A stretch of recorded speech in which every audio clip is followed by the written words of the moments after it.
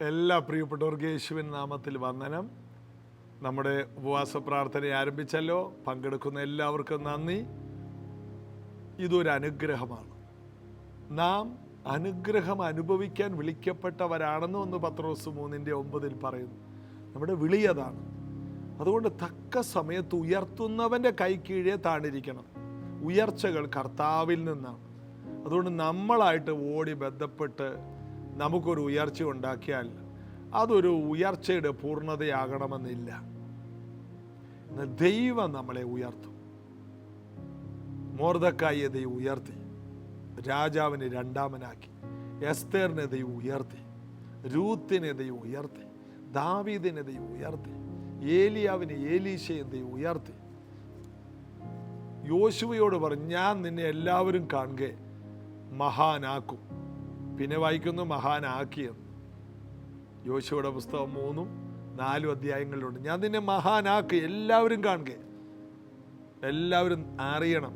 അപ്പോൾ ദൈവമാണിത് ചെയ്യുന്നത്. ദൈവത്തിൽ ആശ്രയിക്കണം. എന്നെ ദൈവം ഉയർത്തും. സ്വയം ഉയരാൻ നോക്കരുത്, ദൈവത്താൽ ഉയരണം. മറ്റുള്ളവർ ഉയർത്താനും, മറ്റുള്ളവർ ഉയർത്തുക എന്ന് പറഞ്ഞാൽ നിങ്ങൾ ഈ പ്രോഗ്രാം സബ്സ്ക്രൈബ് ചെയ്യണം, 10 പേരോട് പറയണം, ഞങ്ങൾ വലിയ പുള്ളികളാണെന്ന് പറയണം. അതൊക്കെ പറഞ്ഞാലും ദൈവം ഉയർത്താതെ ഇതൊന്നും ഉയരാൻ പോകുന്നില്ല. എന്ത് കാര്യം? അതായത് തക്ക സമയത്ത് ദൈവം ഉയർത്തും. ദൈവം ഉയർത്തുമ്പോൾ എല്ലാം വലുതാകും. ദൈവത്തിൻ്റെ സമയമുണ്ട്, ദൈവത്തിന് പദ്ധതിയുണ്ട്. ജോസഫിനെ ആർക്കെങ്കിലും താഴ്ത്തിക്കെട്ടാൻ പറ്റിയോ? അവൻ്റെ സ്വപ്നം എന്താകും എന്ന് നമുക്കൊന്ന് കാണാമെന്ന് പറഞ്ഞു. അവർ കണ്ടു സ്വപ്നം എന്താകുമെന്ന്. അവരെല്ലാം കാൽക്കൽ വന്ന് വീണു. ആദ്യം കാൽക്കൽ വീണു, രണ്ടാമതും കാൽക്കൽ വീണു. അതാണ് പിന്നീട് നമ്മൾ കാണുന്നത്. അപ്പോൾ സ്വപ്നം, ദൈവത്തിൻ്റെ സ്വപ്നങ്ങൾ എന്നായാലും നിറവേറും. ആ സ്വപ്നം നമ്മിൽ വരണമെന്ന് മാത്രം. ദൈവത്തിൻ്റെ സ്വപ്നങ്ങൾ നമ്മുടെ സ്വപ്നമായി മാറണം. ദൈവത്തിൻ്റെ സ്വപ്നങ്ങൾ ജോസഫിൻ്റെ സ്വപ്നമായപ്പോഴാണ് അവൻ അനുഗ്രഹിക്കപ്പെട്ടത്. ദൈവത്തിനൊരു സ്വപ്നവും നമുക്ക് വേറെ സ്വപ്നമാണെങ്കിൽ നമ്മൾ ഒരിക്കലും അനുഗ്രഹിക്കപ്പെടില്ല. അതുകൊണ്ട് കർത്താവിലും കർത്താവിൻ്റെ അമിത ബലത്തിലും ആശ്രയിക്കണം. ദൈവത്തിൻ്റെ സ്വപ്നങ്ങൾ, ദൈവത്തിൻ്റെ ഇഷ്ടങ്ങൾ നമ്മുടേതായി മാറുമ്പോൾ നമ്മുടെ ജീവിതം അഭിവൃദ്ധിയായി മാറും. കർത്താവിൽ ആശ്രയിക്കാം. ചേർന്ന് പാടി സകല മഹത്വത്തിന് യോഗ്യനായ യേശുവിനെ ആരാധിക്കാം. Amazing grace, how sweet the sound that saved a wretch like me. I once was lost, but now I'm found. Was blind, but now I see. Amazing grace, how sweet the sound that saved a wretch like me. I once was lost, but now I'm found. Was blind, but now I see. My chains are gone, I've been set free. My God, my Savior has ransomed me. And like a flood, His mercy reigns, unending love, amazing grace. 'Twas grace that taught my heart to feel, and grace my fears relieved. How precious did that grace appear, the hour I first believed. My chains are gone, my chains are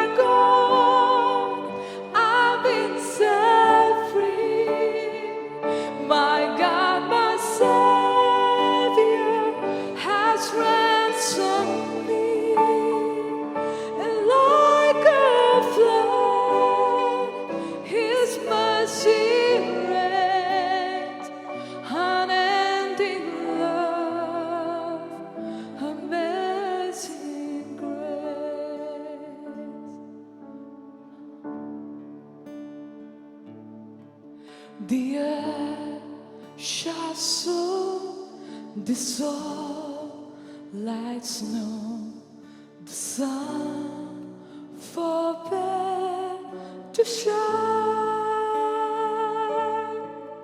The God who called me here below will be forever mine. You are forever. You are forever mine. My chains are gone. I've been set free. My God, my Savior has ransomed me. And like a flood, His mercy reigns, unending love, amazing grace. My chains are gone. I've been set free. My God, my Savior has ransomed me. And like a flood, His mercy reigns, unending love, amazing grace, unending love, amazing grace, unending love, amazing grace. വീണ്ടും നമുക്ക് തിരുവെഴുത്തുകളിലൂടെ കടന്നു പോകാം. യേശു തിരുവെഴുത്തുകളിലൂടെയാണ് സഞ്ചരിച്ചത്. ഏറ്റൊടുവിൽ യേശു തിരുവെഴുത്ത് നിവർത്തിയായെന്ന് പറഞ്ഞു. തിരുവെഴുത്ത് ധ്യാനിച്ചു, തിരുവെഴുത്ത് പഠിച്ചു, തിരുവെഴുത്ത് പറഞ്ഞു. തിരുവെഴുത്ത് നിവർത്തിയാകാൻ യേശു ഓരോ കാര്യങ്ങൾ ചെയ്തു. ഏറ്റവും ഒടുവിൽ തന്നിൽ നിവർത്തിയാകേണ്ടത് എന്താണോ, ഒറ്റ വാക്യം കൊണ്ട് എനിക്ക് ദാഹിക്കുന്നു എന്ന് പറഞ്ഞു. തിരുവെഴുത്തിന് നിവർത്തിയായി. എല്ലാ തിരുവെഴുത്തും കർത്താവിൽ നിറവേറേണ്ടതെല്ലാം കർത്താവ് നിറവേറ്റി. ഇതുപോലെ നമുക്ക് ദൈവം തന്നിരിക്കുന്ന ഈ തിരുവെഴുത്ത് വായിക്കണം, നമുക്കുള്ളത് പെറുക്കിയെടുക്കണം, നമ്മളതിലൂടെ സംസാരിക്കണം, നമ്മളതിലൂടെ സഞ്ചരിക്കണം. നമുക്ക് ഈ വേല പൂർത്തിയാക്കണം. പൗലോസ് പറഞ്ഞ നല്ല പോർ പൊരുതി, ഓട്ടം തികച്ചു, വിശ്വാസം കാത്തു. ഇനി നീതിയുടെ കിരീടം എനിക്കായി വെച്ചിരിക്കും. എന്തൊരു ഉറപ്പാ! എല്ലാം വേല തീർത്തു എന്ന് പൗലോസിന് ഉറപ്പായി. അപ്പം ഇങ്ങനൊരു ഉറപ്പ് കിട്ടുന്ന വേദപുസ്തകത്തിലൂടെ മാത്രമാണ്. ഞാൻ നന്നായിട്ട് ഓടി അധ്വാനിച്ച് കംപ്ലീറ്റ് ചെയ്തു. ഞാൻ അധ്വാനിച്ചത് എന്തൊക്കെയാണെന്നൊന്നുമല്ല, അവന് വ്യക്തമായിട്ട് അറിയാം. ഞാൻ വ്യക്തമായി ദൈവവേല പൂർത്തിയാക്കി. ഈ ഒരു വിസ്ഡം, അറിവ്, വെളിപ്പാട് ബൈബിളാണ് നമുക്ക് തരുന്നത്. അതുകൊണ്ട് കർത്താവിൻ്റെ വചനത്തിൽ നമുക്ക് പൂർണ്ണ ഹൃദയത്തോടെ ആശ്രയിക്കാം. നമുക്ക് മത്തായിയുടെ സുവിശേഷം 7-ാം അധ്യായം 12-ാമത്തെ വാക്യം. ഈ വാക്യം വളരെ പ്രധാനപ്പെട്ട ഒരു വാക്യമാണ്. നമ്മൾ കാണാതെ പഠിക്കുന്നതും ധ്യാനിക്കുന്നതും ഒത്തിരി ബ്ലെസ്സിങ് ആയിരിക്കും. 7:12 അതെങ്ങനെയാണ്? മനുഷ്യർ നിങ്ങൾക്ക് ചെയ്യണമെന്ന് നിങ്ങൾ ഇച്ഛിക്കുന്നതൊക്കെയും നിങ്ങൾ അവർക്ക് ചെയ്യുവിൻ. ന്യായപ്രമാണവും പ്രവാചകന്മാരും ഇത് തന്നെ. ഒറ്റ വാക്യത്തിൽ കർത്താവ് ന്യായപ്രമാണത്തെയും പ്രവാചകന്മാരെയും ഒതുക്കി. ഈ ഒറ്റ വാക്യം ബൈബിൾ പറയുന്നത് മൊത്തം ഒറ്റ സന്ദേശമാണ്. ഒരു സന്ദേശം എന്താണ്? ഉൽപ്പത്തി തൊട്ട് മലാക്കി വരെ അന്നത്തെ അബ്രഹാമിൻ്റെ മക്കൾ ചുവന്നുകൊണ്ട് നടന്ന ഉപദേശങ്ങളിൽ കാതലായ സാധനം ഇതാണ്. ഇത് ഇവർ ചെയ്യൂല. ഇവർ ചെയ്യുന്നത്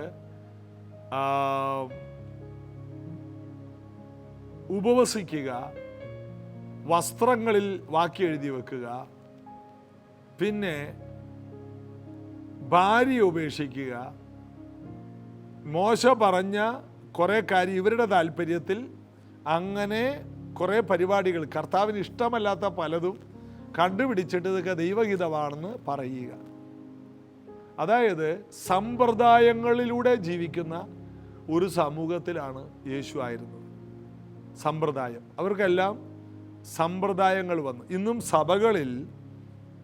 സഭയിൽ വചനത്തിൻ്റെ ജീവനല്ല, സമ്പ്രദായങ്ങളാണ്. ഈ സഭയ്ക്ക് ഇങ്ങനെയൊക്കെ ഒരു നിയമമുണ്ട്, ഇതുപോലെയാണെങ്കിൽ ഈ ചർച്ചിൽ വന്നാൽ മതി, ഈ ചർച്ചിൽ വരുന്നവർക്ക് ഇന്ന നിയമമുണ്ട്, നിങ്ങൾ ഇന്നത് ചെയ്യണം, ഇന്നത് ചെയ്യണം, ഇന്നത് ചെയ്യണം. എന്നാൽ സഭയെന്ന് പറയുന്നത് കെട്ടിയടച്ച തോട്ടമൊന്നുമല്ല. സഭയെന്ന് പറയുന്നത് എല്ലാവർക്കും കടന്നു വരേണ്ട ഒരിടമാണ്. യേശുവിൻ്റെ അടുക്കലേക്ക് ജനങ്ങൾ ഏതെല്ലാം ടൈപ്പ് ആൾക്കാർ വന്നുവോ അതുപോലെ നമ്മുടെ അടുക്കലേക്ക് ജനങ്ങൾ വരണം. ജീവിതത്തിൻ്റെ വഴികളെല്ലാം അടഞ്ഞു പോയ എല്ലാവരും വരണം. അവർ സമ്പ്രദായങ്ങൾ കൊണ്ട് തകർന്നു പോയവരാണ്. ആ കാലത്ത് സമ്പ്രദായങ്ങൾ കൊണ്ട് ഇവരാരും രക്ഷപ്പെട്ടില്ല. യേശു വന്നിട്ട് സമ്പ്രദായങ്ങളുടെ നടുവിൽ ജീവിക്കുന്ന ഇവരോട് പറഞ്ഞു, മറ്റുള്ളവർ നിങ്ങൾക്ക് എന്ത് ചെയ്യണമെന്ന് നിങ്ങൾ ആഗ്രഹിക്കുന്നുവോ അത് നിങ്ങൾ അവർക്ക് ചെയ്യണം. ഇതിനകത്ത് മോശയും പ്രവാചകന്മാരും എല്ലാം അന്തർലീനമായി. ബൈബിൾ അതാ പറയുന്നത്, മറ്റുള്ളവർക്ക് നന്മ ചെയ്യുവേൻ. യേശു ചെയ്തതും അതാണ്.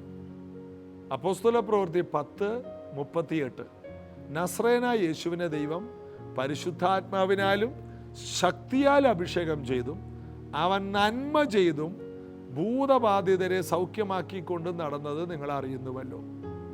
അങ്ങനെ വചനം പറഞ്ഞാണ് പത്രോസ് കൊർന്നല്യോസിൻ്റെ വീട്ടിൽ പ്രസംഗിക്കുന്ന. ഉടനെ വചനം കേട്ടവരുടെ മേൽ പരിശുദ്ധാത്മാവ് വന്നു. നന്മ ചെയ്യുക. യേശു ഈ ഭൂമിയിലേക്ക് വന്നത് നന്മ ചെയ്യാനാണ്. മറ്റുള്ളവർ ആഗ്രഹിക്കുന്ന കാര്യം അവർക്ക് കൊടുക്കണം.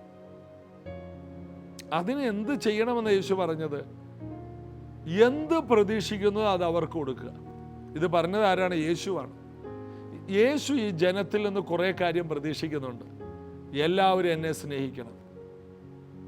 അതുകൊണ്ടാണ് പത്രോസിനോട് പറഞ്ഞത്, ബറിയോനെ ശിമോനെ, നീ ഇവരിൽ അധികമായി എന്നെ സ്നേഹിക്കുന്നുവോ? കർത്താവേ 3 പ്രാവശ്യം പറഞ്ഞു. അവന് ദുഃഖമായിപ്പോയി. കർത്താവേ, നീ എല്ലാം അറിയുന്നു. അതെപ്പോഴാണ് കർത്താവ് ചെയ്തത്? അവൻ ഇത് മുഴുവൻ ചെയ്തിട്ടാണ് കർത്താവ് ഇത് പറയുന്നത്.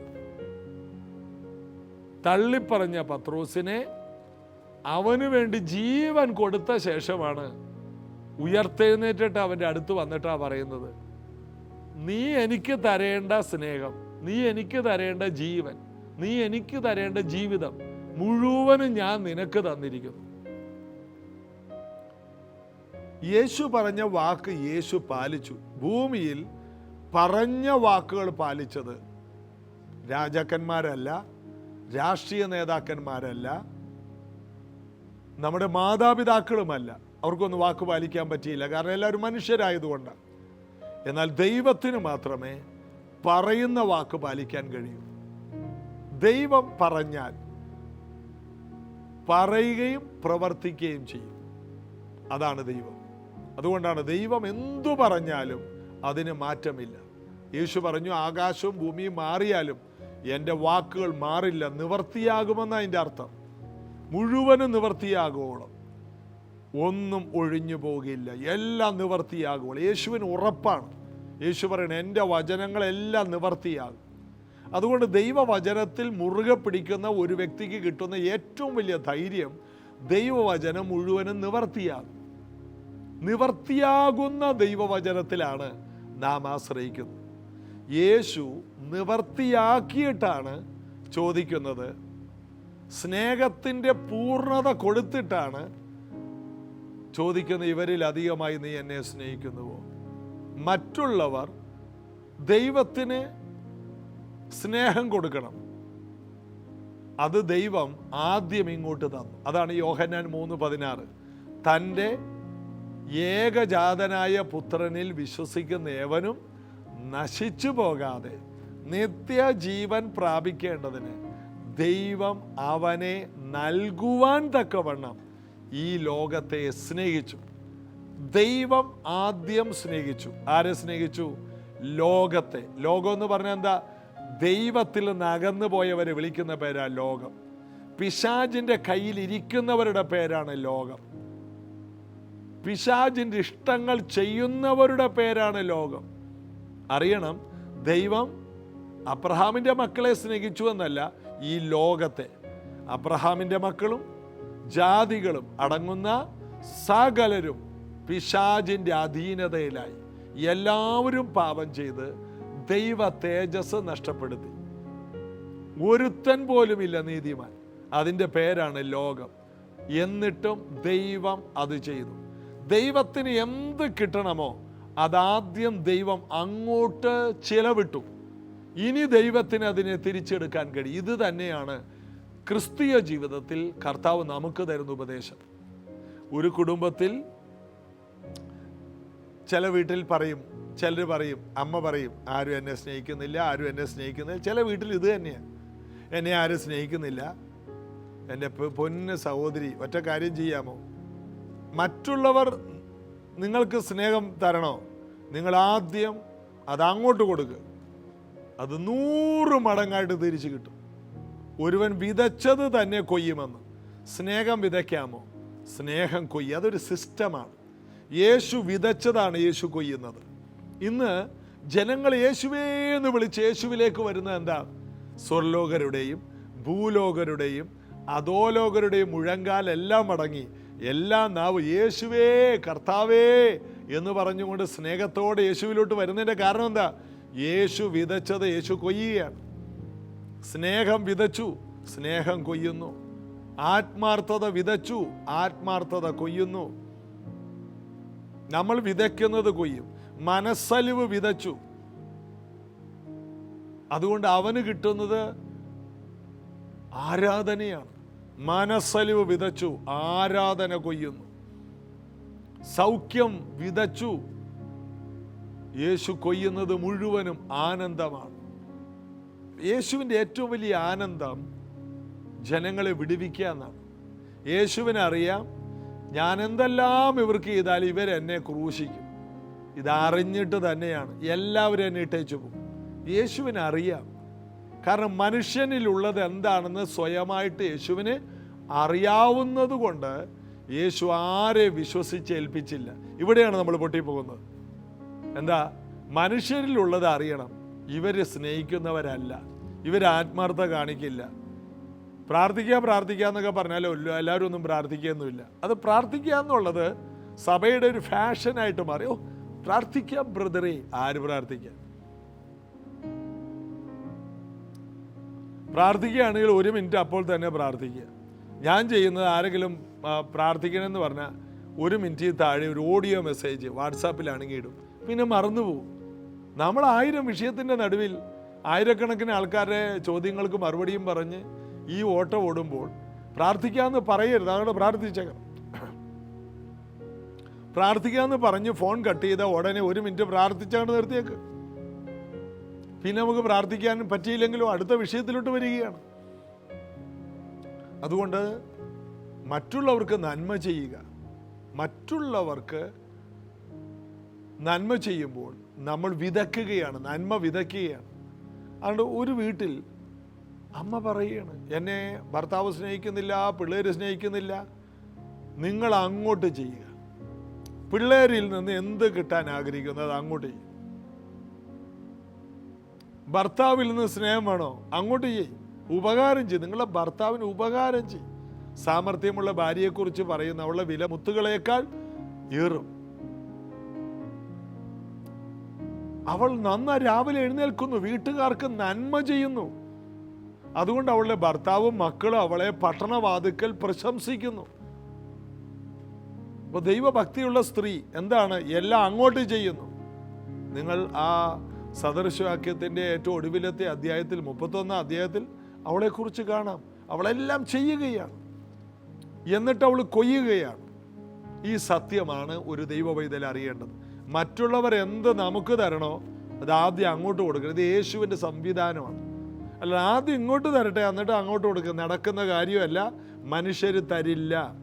മനുഷ്യരിൽ നിന്ന് നിങ്ങൾക്ക് സ്നേഹം വേണോ?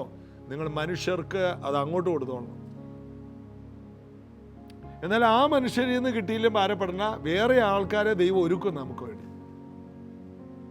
നമ്മൾ മനുഷ്യരിൽ നിന്ന് ബഹുമാനം പ്രതീക്ഷിക്കുന്നുണ്ടെങ്കിൽ നമ്മൾ മറ്റുള്ളവരെ ബഹുമാനിക്കാൻ ആദ്യം പഠിക്കണം. എല്ലാവരും എന്നെ ബഹുമാനിക്കണം. എല്ലാവരും എന്നെ ബഹുമാനിക്കുക, എല്ലാവരും എന്നെ ബഹുമാനിക്കുക, എല്ലാവരും എന്നെ കാണുമ്പോൾ എഴുന്നേറ്റ് നിൽക്കുക. നടക്കണ കാര്യമില്ല. മറ്റുള്ളവരെ കാണുമ്പോൾ ആദ്യം എഴുന്നേക്കാൻ പഠിക്കുക. മറ്റുള്ളവരെ കാണുമ്പോൾ ബഹുമാനിക്കാൻ പഠിക്കുക. മറ്റുള്ളവരുടെ കാല് കഴുകുക. യേശു പറഞ്ഞു, ഞാൻ ചെയ്തത് നിങ്ങളും ചെയ്യും. ഞാൻ ഗുരുവായിട്ട് നിങ്ങളുടെ കാല് കഴുകിയില്ലേ? അപ്പം നിങ്ങൾ തമ്മിൽ ചെയ്യും. ഇത് ചെയ്യണം. മറ്റുള്ളവരെ ബഹുമാനിക്കും, നിങ്ങൾ ബഹുമാനിക്കപ്പെടും. ആദ്യം ഇത് വിതയ്ക്കണം. ഈ സംവിധാനം അറിയാതെ കർത്താവേ എന്നെ എല്ലാവരും ബഹുമാനിക്കണേ നടക്കുകയൊന്നുമില്ല. ഈ പ്രാർത്ഥനകൾ പാഴ് പ്രാർത്ഥനയാണ്. കർത്താവേ എന്നെ ആരും സ്നേഹിക്കുന്നില്ല, കർത്താവേ, ഇല്ല, നിന്നെ സ്നേഹിക്കത്തില്ല. ഈ പോക്ക് പോയാൽ നിന്നെ ആരും സ്നേഹിക്കരുത്. വീട്ടിൽ മൊത്തം വഴക്ക. എന്നെ ആരും സ്നേഹിക്കുന്നില്ല, എന്നെ ആരും ബഹുമാനിക്കുന്നില്ല, എന്നെ ആർക്കും ഇഷ്ടമല്ല, എനിക്ക് ചത്താൽ മതി. ഇതിലും ഭേദം ചാകുന്നതല്ലേ? എങ്കിൽ അങ്ങനെ ചത്ത നരകത്തിലും പോവും. ഏറ്റവും നല്ലത് മറ്റുള്ളവരിൽ നിന്ന് എന്തെല്ലാം നിങ്ങൾ ആഗ്രഹിക്കുന്നു അതിലൊരു പേപ്പറിൽ എഴുതി വെക്കും. 1 സ്നേഹം, 2 ആത്മാർത്ഥത, 3 ബഹുമാനം, 4 സന്തോഷം. ഇതെല്ലാം എഴുതി വെച്ചില്ലേ? എഴുതി വെച്ചെന്ന് വിശ്വസിക്കുന്നു. ഇതെല്ലാം നിങ്ങൾ അങ്ങോട്ട് കൊടുക്കാൻ നോക്കുക. മറ്റുള്ളവരിൽ നിന്ന് സന്തോഷം വേണോ? എപ്പോഴും നീര് വന്ന് വീങ്ങിയ പോലെ മുഖമായിട്ടിരിക്കുന്ന നിങ്ങൾ ആർക്കെങ്കിലും സന്തോഷം കൊടുക്കാറുണ്ടോ? കൊടുത്താലല്ലേ കിട്ടുള്ളൂ. നമ്മുടെ നാട്ടിലെ ചൊല്ലനുസരിച്ച് കൊടുത്താൽ കൊല്ലത്തും കിട്ടുമെന്ന്. അപ്പോൾ ഈ തിരിച്ചു കിട്ടുന്നതെല്ലാം എന്താ? മറ്റുള്ളവരോട് കാണിച്ചതിൻ്റെ മൊത്തം തിരിച്ചു കിട്ടുന്നതാണ്. വിതച്ചത് ജഡത്തിൽ വിതച്ചത് ജഡത്തിൽ നാശം കൊയ്യുമെന്ന്. ആത്മാവിൽ വിതച്ചത് ആത്മാവിൽ നിത്യജീവൻ കൊയ്യുമെന്നും നാം വചനത്തിൽ വായിക്കും. എന്തു വിതച്ചോ? അപ്പൊ ആദ്യം നമ്മൾ വിതയ്ക്കണം. യേശു ക്രിസ്തു ക്രൂശിൽ വരെ വിതച്ചതാണ് യേശു കൊയ്യുന്നത്. യേശുവിന് ആരാധന കിട്ടുന്നു, യേശുവിന് ബഹുമാനം കിട്ടുന്നു, യേശുവിന് സ്നേഹം കിട്ടുന്നു. യേശു ആദ്യം ഇത് ചെയ്തു. ഈ സംവിധാനം നമ്മൾ ഉപയോഗിക്കാത്ത കാലത്തോളം എത്ര വലിയ വിശ്വാസ കുടുംബത്തിലും നിങ്ങൾ അനുഗ്രഹം കാണില്ല. ഇത് നമ്മൾ മുടക്കണം, നമ്മൾ ചെലവ് ചെയ്യണം. ഇവിടെ നമ്മൾ വായിച്ചതൊന്നുകൂടി വായിച്ച് അവസാനിപ്പിക്കാം. മത്തായി 7:12 മനുഷ്യർ നിങ്ങൾക്ക് ചെയ്യണമെന്ന് നിങ്ങൾ ഇച്ഛിക്കുന്നത്. മനുഷ്യർ ചെയ്യണം. എനിക്ക് എല്ലാവരുടെയും സന്തോഷം വേണമെന്നുണ്ട്, എനിക്ക് എല്ലാവരിൽ നിന്നും ബഹുമാനം വേണമെന്നുണ്ട്, എനിക്ക് എല്ലാവരുടെയും സ്നേഹം വേണം. അതിന് എന്ത് ചെയ്യണം? മനുഷ്യർ നിങ്ങൾക്ക് ചെയ്യണമെന്ന് നിങ്ങൾ ആഗ്രഹിക്കുന്നതൊക്കെ നിങ്ങൾ അവർക്കും ചെയ്യുവിൻ. ന്യായപ്രമാണവും പ്രവാചകന്മാരും ഇത് തന്നെ. അവർക്ക് ചെയ്യണം. ആദ്യം നമ്മൾ ചെയ്യണം. യേശുവിൽ നിന്ന് അത് പഠിക്കുന്നത്. യേശു അങ്ങോട്ട് ചെയ്തു, ദൈവം ഇങ്ങോട്ട് ചെയ്തല്ലേ? കൊടുത്തു വാങ്ങണം. ഇന്ന് അനുഭവിക്കുന്ന പലതും കൊടുത്തു വാങ്ങുന്നതാണ്. രാവിലെ എഴുന്നേറ്റ് ഉറങ്ങിക്കിടക്കുന്ന പിള്ളേരോടും എഴുന്നേറ്റ് വരുന്ന ഭർത്താവിനോടും അവർക്ക് കൊടുത്തതിൻ്റെയാണ് ബാക്കി തിരിച്ച് കിട്ടിയത്. പിള്ളേരിന്ന് മിണ്ടാതെ അടക്കുന്നതിൻ്റെ കാരണം കൊടുക്കുന്നതിൻ്റെയാണ്. സ്നേഹം കൊടുത്താൽ പിള്ളേർക്കും സ്നേഹം തിരിച്ചു തരാൻ കഴിയും. ഇത് യേശു വെച്ചിരിക്കുന്ന സംവിധാനം. ഇന്ന് മാനസാന്തരപ്പെടണം. ഈ വചനമൊക്കെ കേൾക്കുമ്പോൾ മാനസാന്തരപ്പെടണം. അപ്പനാണെങ്കിലും അമ്മയാണെങ്കിലും അങ്ങോട്ട് കൊടുക്കണം. എല്ലാ രീതിയിലും സ്നേഹത്തിന്, വിശ്വാസത്തിന് ഒരു പ്രവൃത്തി ഉള്ളതുപോലെ സ്നേഹത്തിനും പ്രവൃത്തിയുണ്ട്. സ്നേഹത്തിന് കയ്യും കാലും ഉണ്ട്. വചനം അനുസരിച്ച് ജീവിക്കുന്ന ഒരു വിശ്വാസിക്ക് ഒരു പ്രവൃത്തിയുണ്ട്. പ്രവൃത്തിയില്ലാത്ത വിശ്വാസം നിർജീവമാണ്. അപ്പോൾ ഇത് ആദ്യം നമ്മൾ ചെയ്യണം. അതിനാണ് നിങ്ങൾ പ്രകാശമാണ്, വെളിച്ചമാണെന്ന് പറഞ്ഞില്ലേ? വെളിച്ചം അങ്ങോട്ടാണ് കൊടുക്കുന്നത്. വെളിച്ചം ഇരുട്ടിന് ഇങ്ങോട്ട് എടുക്കുന്നില്ലല്ലോ. ലോകത്തിൻ്റെ വെളിച്ചം എന്ന് പറഞ്ഞാൽ എന്താ? നമ്മളാണ് അങ്ങോട്ട് കൊടുക്കുന്നത്. ചിലവാക്കുന്നതാണ് ക്രിസ്തീയ ജീവിതം. ഭൂമിയുടെ ഉപ്പെന്ന് പറഞ്ഞാൽ നമ്മെ മറ്റുള്ളവരെ ആസ്വദിക്കുകയാണ്. ഉപ്പ് മറ്റുള്ളത് ഇങ്ങോട്ട് ആസ്വദിക്കുകയല്ല, നമ്മൾ അങ്ങോട്ട് ചിലവാകുന്നതാണ്. നിങ്ങൾ ഭൂമിയുടെ ഉപ്പാണ്, ലോകത്തിൻ്റെ വെളിച്ചമാണ്. നമ്മൾ വെളിച്ചവും ഉപ്പൊക്കെ അങ്ങോട്ട് കൊടുക്കുകയാണ്. ചിലവാക്കുന്നതാണ് ക്രിസ്തീയ ജീവിതം.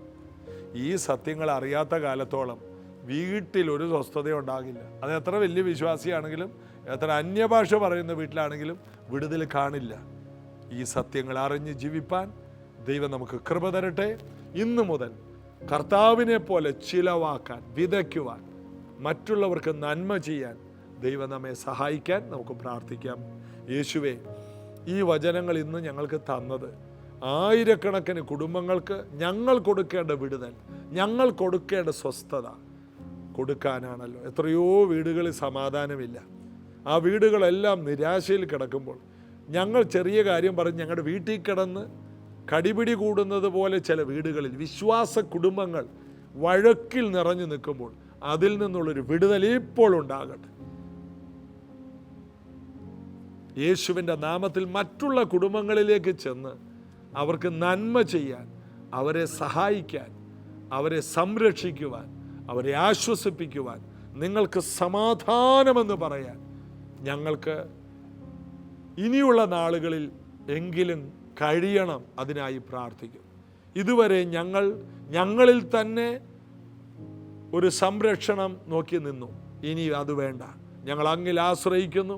ഞങ്ങൾ ആയിരങ്ങൾക്കൊരു സംരക്ഷണം കൊടുക്കുന്നവരായി തീരണം. ആയിരങ്ങളുടെ കുടുംബങ്ങളുടെ പ്രശ്നങ്ങൾക്ക് ഒരു പരിഹാരമാകാൻ ഞങ്ങളെ സമർപ്പിക്കും. ഇന്ന് കേൾക്കുന്ന രോഗികൾ സൗഖ്യമാകണം കർത്താവേ. ഇവരുടെ ശരീരങ്ങൾ സൗഖ്യമാകട്ടെ. യേശുവിൻ്റെ നാമത്തിലുള്ള സൗഖ്യം ഇവരുടെ മേൽ വരട്ടെ. രോഗബന്ധനങ്ങൾ ഇപ്പോൾ അഴിയട്ടെ. നടുവേദന വിട്ടു മാറണം. യേശുവിൻ്റെ നാമത്തിൽ കാഴ്ച പ്രശ്നങ്ങൾ മാറണം. ആസ്മ സംബന്ധമായ രോഗങ്ങൾ സൗഖ്യമാകണം. സാമ്പത്തിക പ്രതിസന്ധികളെ ഞങ്ങൾ പുറത്താക്കുന്നു. വീടുകളിൽ ഒരു സമൃദ്ധിയുടെ വാതിൽ തുറന്നു വരട്ടെ. ഈ മക്കൾക്ക് വേണ്ട അനുഗ്രഹങ്ങളെല്ലാം ഉണ്ടാകാൻ ഞങ്ങൾ പ്രാർത്ഥിക്കും. പ്രാർത്ഥനയുടെ ശക്തി വലുതാണല്ലോ. ഈ പ്രാർത്ഥനയിൽ പങ്കെടുക്കുന്ന കുടുംബങ്ങളിൽ അത്ഭുതങ്ങൾ നടക്കട്ടെ. വിദേശയാത്രകൾ, അത്ഭുത യാത്രകളുണ്ട്. സൂപ്പർ നാച്ചുറൽ ഉണ്ടാകും. ഒരിക്കലും പോകാൻ പറ്റാത്ത രാജ്യങ്ങളിൽ, ചില സ്വപ്ന രാജ്യങ്ങളിൽ, വാഗ്ദത്ത രാജ്യങ്ങളിൽ ഈ മക്കൾ കാലുകുത്തട്ടെ. അനുഗ്രഹിക്കും യേശുവിൻ നാമത്തിൽ. ആമേൻ. യേശു കർത്താവ് അത് ചെയ്യും. വിശ്വസിക്കുക. God bless you. ആദ്യം പറഞ്ഞതുപോലെ ഫാസ്റ്റിംഗ് പ്രെയർ നടക്കുകയാണല്ലോ. ഇന്ന് രാവിലെ ചർച്ചിൽ വെച്ച് 10:30 നേരിട്ട് നമുക്ക് ഒരുമിച്ച് കൂടാൻ ഫാസ്റ്റിംഗ് പ്രെയറുണ്ട്. വൈകിട്ട് നമുക്ക് ഇന്ന് രാത്രിയും കൂടിയേ ഉള്ളൂ.